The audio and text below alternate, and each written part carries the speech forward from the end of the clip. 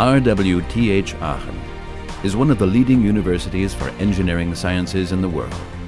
The areas of medical science and technology play a particularly important role here.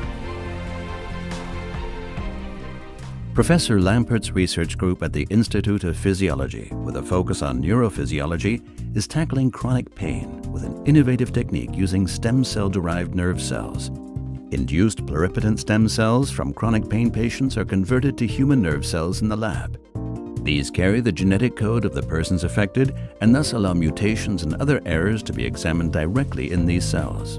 In particular, the researchers in Aachen are using cells from patients with pain syndromes caused by genetic factors. This enables them to replicate the cellular changes, especially in terms of electrical excitability. Patients with chronic pain syndromes, such as erythromelalgia, suffer from unimaginably severe pain.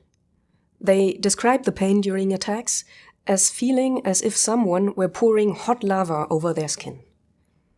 To be able to investigate the cellular processes which underlie this and other kinds of pain, we have reprogrammed skin cells of these patients into stem cells.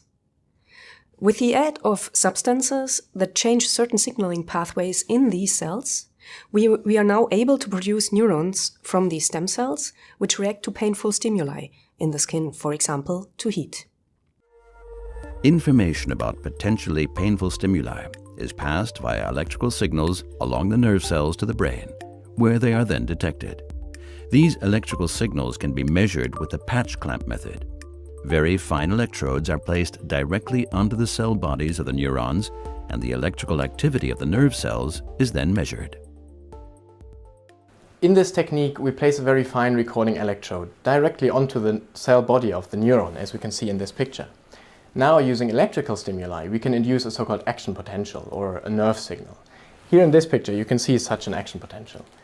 Now, the neurons from our chronic pain patients, they produce these action potentials much sooner, which means that these neurons are considerably more sensitive and send a potential pain signal to the brain, even in the case of very weak stimuli, for example, lukewarm temperatures or a simple touch to the skin.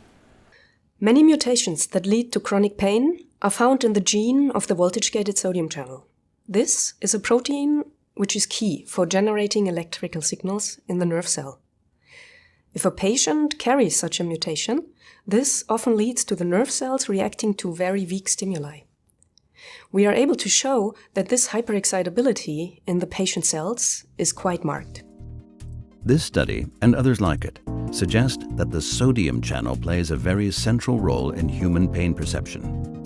If we were able to specifically modify this channel, then it is probable that we would also be able to help patients in pain.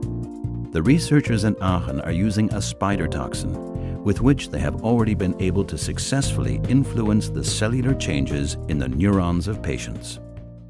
Naturally occurring toxins are a good instrument for paving the way towards the development of better pain medication. Unfortunately, we cannot really use them in humans, which is why we need to develop better medications that specifically inhibit the neurons that transmit the pain signals. Sodium channels are a very promising target for pain treatment. We are now aware of a whole range of mutations in this channel, and this helps us to gain a better understanding of its molecular structure. This way, we can specifically develop new medication to modify the channel. Up until now, the only cells available for testing this were mainly rodent cells. The neurons derived from iPS cells now provide us with a human system, which will hopefully support the development of new and improved medication for the patients.